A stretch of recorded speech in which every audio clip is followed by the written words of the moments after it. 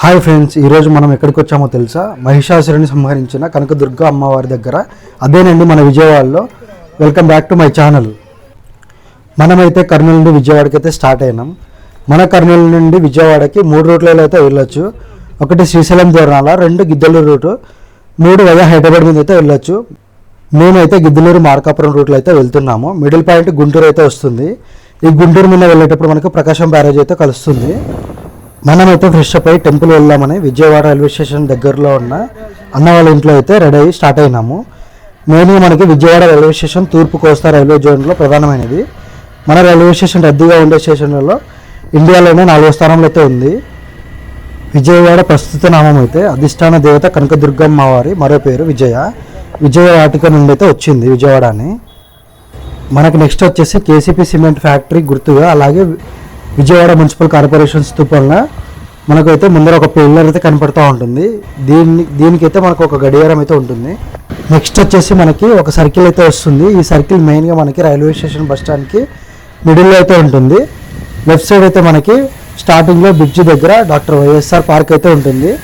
Elections code అనుకుంటా వైఎస్ఆర్ విగ్రహానికి అయితే మొత్తం కప్పు అయితే ఉంది. మనకి మెయిన్గా కనకదుర్గమ్మ వారి ఆలయం విజయవాడ నగరంలో కృష్ణానది ఒడ్డున అయితే కింద కీలాద్రి పర్వతం మీద ఉంది. కనకదుర్గమ్మ ఆలయం ఆంధ్రప్రదేశ్ రాష్ట్రంలో 2వ అతిపెద్ద ఆలయం. హిందూ పురాణాలలో అమ్మవారి గురించి ప్రస్తావన ఉంది. ఆలయంలో అమ్మవారి విగ్రహం సుమారు 4 అడుగుల ఎత్తు అయితే ఉంటుంది. అమ్మవారు ఆభరణాలు పూలతో అలంకరించబడైతే ఉంటుంది. మూర్తికి 8 చేతులు ఉన్నాయి. ఒక్కో చేతిలో ఒక్కో ఆయుధం అయితే ఉంటుంది. త్రిశూలంతో మహిషాసురుని గుండెలో పొడుస్తున్న భంగిమలో అయితే ఉంటుంది అమ్మవారు. అమ్మవారి పేరు వెనుక చరిత్ర అయితే కృతయుగానికి పూర్వం కీలుడు అనే యక్షుడు అమ్మవారి గురించి తపస్సు చేసి ప్రత్యక్షం చేసుకుని ఆమెను తన హృదయ స్థానంలో నిలిచి ఉండమని కోరాడు. అమ్మవారు కీలుడిని పర్వతంగా నిలబడమని, కృతయుగంలో రాక్షస సంహారం చేసిన తర్వాత తాను ఆ పర్వతం మీద నిలిచి ఉంటానని మాటిచ్చింది. కీలుడు కీలాద్రిగా మారి అమ్మవారి కొరకు ఎదురు చూస్తూ ఉన్నాడు. అమ్మవారిని సేవించుకోవడానికి ఇంద్రాద్రి దేవతలు తరచు రావడం వలన కీలాద్రి ఇంద్రకీలాద్రిగా మారింది. ఇక్కడ వెలిసిన మహిషాసురమర్తిని ఆమె కనకవర్ణంతో వెలుగుతున్న కారణంగా కనకదుర్గ అయింది. ఇక్కడ అర్జునుడు శివుడి కొరకు తపస్సు చేసి శివుడి నుండి పాశుపతాస్త్రాన్ని పొందాడు. క్షేత్ర పురాణం ప్రకారం శ్రీ దుర్గా మల్లేశ్వర స్వామి దేవస్థానం కృష్ణానది ఒడ్డున ఉన్న ఇంద్రకీలాద్రి పర్వతం పైన ఉంది. ఇక్కడ దుర్గాదేవి స్వయంభూగా తనకు తానుగా వెలిసిందని క్షేత్ర పురాణంలో చెప్పబడింది. ఆది శంకరాచార్యుల వారు తమ పర్యటనలో ఈ అమ్మవారిని దర్శించి ఇక్కడ శ్రీచక్ర ప్రతిష్ఠ చేశారని ప్రతీత.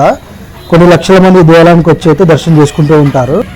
మెయిన్గా మనకి గుడికి దగ్గరలో వినాయకుని టెంపుల్ అయితే ఉంటుంది. ఈ టెంపుల్ మనకి మెయిన్గా ఇక్కడ దర్శించుకున్న తర్వాత అమ్మవారి టెంపుల్కి అయితే వెళ్తూ ఉంటారు. దుర్గాదేవి అమ్మవారు ప్రతి సంవత్సరము దసరా నవరోత్సవాలు జరుగుతాయి. ఈ దసరా నవరోత్సవంలో ప్రతి దినము ఒక అవతారంతో దర్శనమిస్తారు. ఈ 9 దినములు 9 అవతారములతో దర్శనమిస్తారు. ఈ 5వ దినము జరిగే సరస్వతి అమ్మవారి అలంకరణ దినము అమ్మవారి జన్మ నక్షత్రంగా అనగా మూల నక్షత్రంగా భావిస్తాము.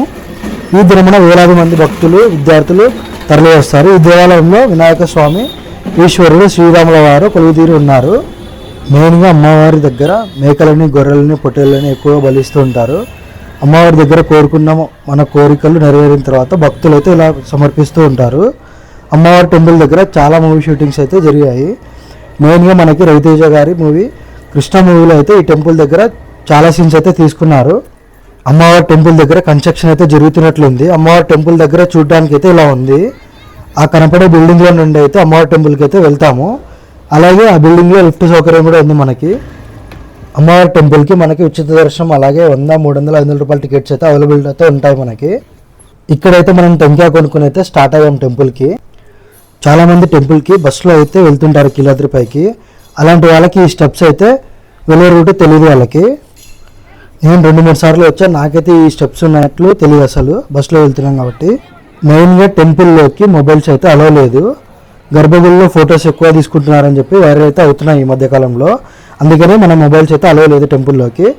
మనమైతే గర్భగుడిలో ఫొటోస్ అయితే తీసుకోలేదు.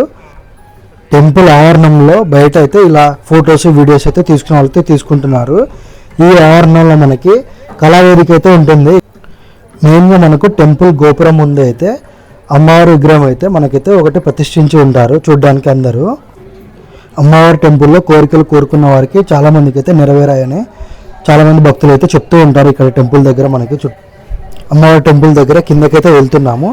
అమ్మవారి టెంపుల్ దగ్గర కింద అయితే మనకి లిఫ్ట్, అలాగే మెయిన్గా కింద మనకి లడ్డు ప్రసాదము, అలాగే శ్రీచక్ర లడ్డు ప్రసాదము, పులిహోర ప్రసాదము, చక్కెర పొంగలి ప్రసాదం అయితే మనకి అవైలబుల్ అయితే ఉన్నాయి.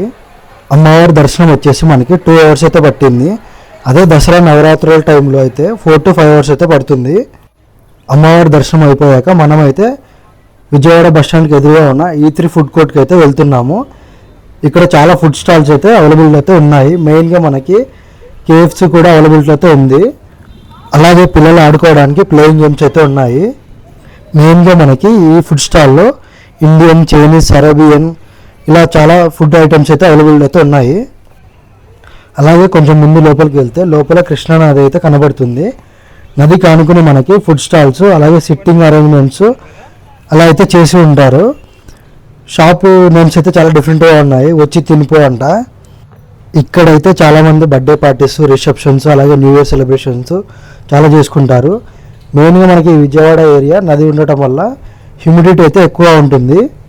అలాగే ఈ ఫుడ్ కోర్ట్ దగ్గర మనకి వెహికల్స్కి పార్కింగ్ ఫెసిలిటీ అయితే అవైలబుల్ అయితే ఉన్నాయి. ఇక్కడ వెహికల్స్ పార్క్ చేసి one day or 2 days or 3 days ఇలా పెట్టేసి అయితే వెళ్ళి మళ్ళీ తిరిగి అయితే వచ్చి తీసుకుని వెళ్తూ ఉంటారు. మనం టెంపుల్ వెళ్ళడానికి అయితే ఫ్రీ బస్ ఫెసిలిటీ అయితే ఉంది. అదే ఈ బస్సు. నెక్స్ట్ వచ్చేసి మనకి 206 అడుగులు statue of social justice doctor BR Ambedkar గారు. ఈ విగ్రహం వచ్చేసి మనకి విజయవాడ నడిబొడ్డులో అయితే ఉంది.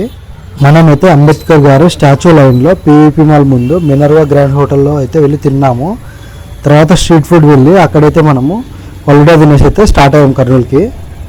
మన వీడియో నచ్చినట్లయితే లైక్, కామెంట్, షేర్, సబ్స్క్రైబ్ అందరికీ.